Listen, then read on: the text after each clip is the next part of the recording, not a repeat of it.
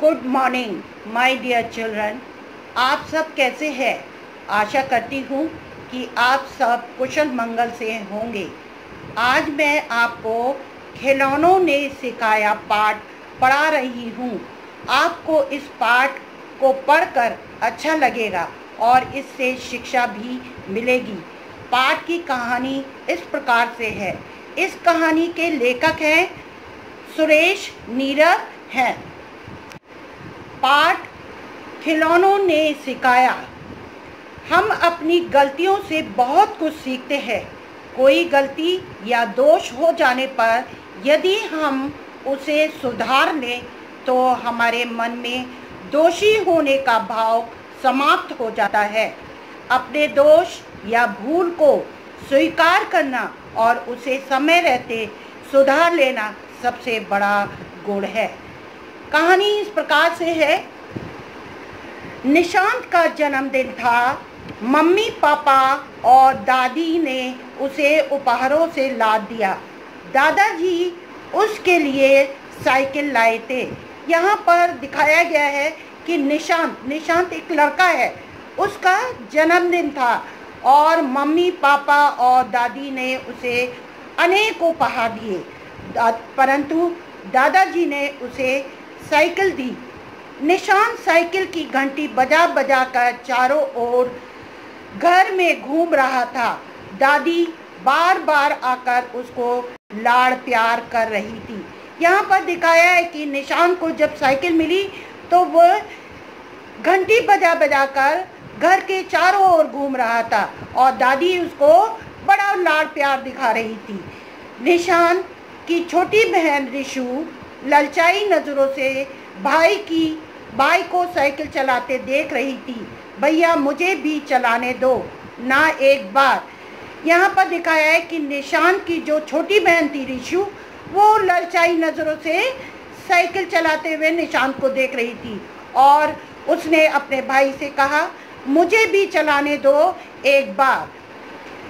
इससे पहले कि निशांत कुछ कहता, दादी माँ झड़कते हुए बोली, अभी तो मेरे लाल ने चलाना शुरू किया है, तू क्यों नहीं जाकर अपनी गुड़िया और रंगीन कागज़ की नाव से खेल लेती। जब रिशु ने उसे साइकिल चलाने को बोला तो इससे पहले कि निशांत उससे रिशु से कुछ कहता, इतने में दादी उसे डांटते हुए बोली, अभी तो मेरे लाल ने साइकिल चलाना शुरू किया है, तू क्यों नहीं जाकर अपनी गुड़िया और रंगीन कागज़ की नाव से खेल लेती। पर दादी मुझे भी भैया जैसी साइकिल और अच्छे खिलौने चाहिए, रिशु सुबकते हुए बोली। जब दादी ने उसे डांटा तो वो सुबकने लगी, यानी कि रोने लगी और वो कहने लगी, दादी मुझे भी भैया जैसी साइकिल चाहिए और अच्छे वाले खिलौने चाहिए। हाँ तुझे भी मिल जाएंगे खिलौने। जब भाई इनसे नहीं खेलेगा तो ये तेरे ही हो जाएंगे। और वह जवाब देते हुए उसकी दादी उससे रिशु से कहती है, हाँ तुझे भी ये खिलौने मिल जाएंगे जब भाई इनसे नहीं खेलेगा और वो सब तेरे हो जाएंगे। दादी की आंखों में बेटे और बेटी के अंतर को साफ देखा जा सकता था और इन लफ्ज़ों से, इन बातों से जाहिर होता है कि दादी जो थी वो बेटे और बेटी में अंतर करती थी। रिशु का रोना सुनकर माँ भी वहाँ आ गई। रिशु को गोद में समेटते हुए बोली, रोना बंद कर मेरी प्यारी गुड़िया। जब रिशु को रोते हुए देखकर उसकी माँ भी वहाँ आ जाती है और उसे गोदी में लेते हुए बोलती है, मेरी प्यारी गुड़िया रोना बंद कर। देख परसों रक्षाबंधन है, जब तुम अपने भाई की कलाई पर राखी बांधोगी तब वह तुम्हें सुंदर सा उपहार देगा। और यहाँ पर दिखाया है कि माँ के प्यार को दिखाया है, क्योंकि माँ अपने बेटे और बेटी में कोई अंतर नहीं करती और वो अपनी छोटी बेटी रिशु से कहती है, मेरी प्यारी गुड़िया देख परसों जो है रक्षाबंधन है और जब तू अपने भाई की कलाई पर राखी बांधेगी तब वह तुम्हें सुंदर सा उपहार देगा। माँ के मुख से रक्षाबंधन और उपहार की बात सुनकर रिशु के चेहरे पर चमक आ गई और उसका दुख दूर हो जाता है। यहाँ पर दिखाया है कि माँ ने जब उससे कहा कि रक्षाबंधन है और रक्षाबंधन पर तेरे को उपहार मिलेंगे और जब तू क्या करेगी, अपने भाई को राखी बांधेगी तो तेरे को उपहार मिलेगा, और ये उपहार सुनकर उसका दुख भी दूर हो जाता है। शाम को हैप्पी बर्थडे के गीत के साथ केक काटा गया। रिशु सुबह हुए अपमान को अभी भूली नहीं थी, इसीलिए भाई को मिले उपहार को उसने हाथ भी नहीं लगाया। यहाँ पर दिखाया है कि शाम को निशान का हैप्पी बर्थडे गीत गाया जाता है और केक काटा जाता है, और रिशु जो सुबह दादी ने उसका अपमान किया था और उसकी बेइज्जती की थी, तो जिसकी वजह से वो ये बात भूली नहीं थी और उसने जो उसके भाई को उपहार मिले थे उसको उसने हाथ भी नहीं लगाया। निशांत ने भी अपनी बहन को मनाना ज़रूरी नहीं समझा, और यहाँ पर दिखाया है कि निशांत ने भी अपनी बहन से बात नहीं की और उसे मनाना भी ठीक नहीं समझा। रात में खेल कूद से थक कर दोनों बच्चे सो गए, और यहाँ पर दिखाया है कि रात में दिन भर वो खेल कूद करते रहे और रात में वो गहरी नींद में सो जाते हैं। गहरी नींद में सोते ही निशान ने अपने आप को खिलौनों से घिरा पाया। वे सब अचानक मानो जीवित हो उठे थे। वे निशान से कह रहे थे, निशान तुम कैसे बच्चे हो, तुम अपनी छोटी बहन को हमारे साथ खेलने नहीं देते, हम तुम्हारे साथ नहीं रहेंगे। यहाँ पर दिखाया है कि निशान जब गहरी नींद में सो जाता है तब वो सपना देखता है कि खिलौने जो है उसके चारों तरफ हैं और वे सब जीवित हो गए, और वे निशान से कह रहे हैं, तुम कैसे बच्चे हो कि तुम अपनी छोटी बहन को हमारे साथ खेलने नहीं देते, हम तुम्हारे साथ नहीं खेलेंगे।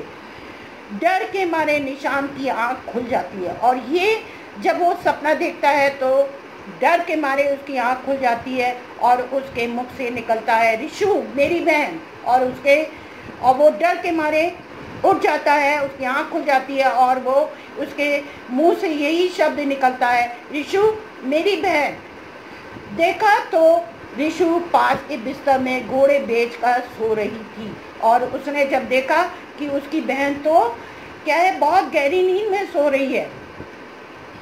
कुछ देर सन्नाटा छाया रहा और कुछ देर तक वो जब जग गया था तो उसने देखा चारों ओर शांति है, और निशान को लगा मानो बांसुरी का मधुर संगीत उसके कानों में गूंज रहा है, और उसे लगा कि जैसे बांसुरी का मीठा स्वर जो है उसके कानों में गूंज रहा है, और उसे लगा उसकी बहन कुछ कह रही है, और दोस्तों मेरे भाई को मत सताओ, उसे छोड़कर कहीं मत जाओ, उससे भूल हुई है, उसे क्षमा करो। और जब वे मधुर बांसुरी के शब्द को सुनता है और उसे लगता है कि उसकी बहन उससे कह रही है, उन खिलौनों से कह रही है कि दोस्तों मेरे भाई को मत सताओ, उसे छोड़कर कहीं मत जाओ, है उससे भूल हुई है और उसे माफ़ कर दो। निशान ने सोती हुई बहन के सामने कान पकड़कर कहा, उसे माफ़ कर दे, मुझे माफ़ कर दे, मेरी बहन मुझसे गलती हो गई। और निशान ने देखा कि उसकी बहन अभी भी सो रही है, और उसी समय वो उसके सोती हुई बहन के सामने कान पकड़कर उससे माफ़ी मांगता है और कहता है कि मुझसे गलती हो गई है, अब से हम दोनों मिलकर खिलौने से खेलेंगे। मैं दादी से कहूँगा कि वे हम दोनों में अंतर ना किया करें। और वो कहता है अपनी बहन से, सोती हुई बहन से कहता है, मुझसे गलती हो गई है, अब हम दोनों मिलकर जो भी खिलौने होंगे उनको साथ में खेलेंगे, और मैं दादी माँ से ये कह दूँगा कि हम दोनों में अंतर ना किया करें। इस लफ्ज़ से, इन शब्दों से पता लगता है कि दादी बेटे और बेटी में अंतर करती थी, उन दोनों में अंतर करती थी, पर हमें ऐसा नहीं करना चाहिए। और बहुत से घरों में हम देखते हैं कि ये अंतर होता है। ऐसा कहकर निशांत प्यार से बहन का सिर सहलाने लगता है और वो ये कहकर क्या है, और प्यार से अपनी बहन का सिर को सहलाने लगता है और वो सोचने लगा कि मम्मी से कहकर वह ऋषु के लिए रक्षाबंधन पर अपने जोड़े हुए पैसे से सुंदर और रंगीन साइकिल लाएगा। और ये सोचते सोचते उसने आगे बढ़कर बहन का माथा चूम लिया। यहाँ पर दिखाया है कि वो सोचने लगा, क्योंकि वहाँ पर सब लोग सो रहे थे, बहन भी सो रही थी, मम्मी पापा दादा दादी सभी सो रहे थे, और वो अपने मन में यही सोचने लगा कि मैं अपनी मम्मी से कहकर ऋषु के लिए रक्षाबंधन पर जो मेरे पैसे जुड़े हुए पैसे हैं उससे ऋषु के लिए सुंदर और रंगीन साइकिल लाएगा। ये सोचते सोचते आगे बढ़कर वो अपनी बहन का माथा चूमता है। इस कहानी से यही शिक्षा मिलती है कि हमें अपने बहन भाइयों को प्यार करना चाहिए, साथ में मिलजुल कर अपने खिलौनों से खेलना चाहिए, और बड़ों को भी ये शिक्षा मिलती है कि लड़का और लड़की में अंतर नहीं करना चाहिए। अंत में मैं आप सबको यही कहती हूँ कि आप सब अपना काम कंप्लीट करके याद करिए। सिलेबस खत्म होने के बाद मैं आपको रिवीजन वर्क दूंगी और इसलिए आप लोग सब अपना काम पूरा करके रखें। आगे मैं कुछ कठिन शब्द दे रही हूँ और जो इस प्रकार से है: फर्स्ट जन्मदिन, सेकंड उपहारों, थर्ड साइकिल, फोर्थ ललचाई, फिफ्थ झिड़कते, सिक्स सुबकते, सेवन रक्षाबंधन, एट समेटते, 9 हैप्पी बर्थडे, 10 जीवित, 11 सन्नाटा, 12 बांसुरी, 13 मधुर, 14 गूंज, 15 सहलाने। इन शब्दों को याद करके लिखिए। आगे है शब्द, जो मैं शब्द दे रही हूँ इसको भी आप करिएगा।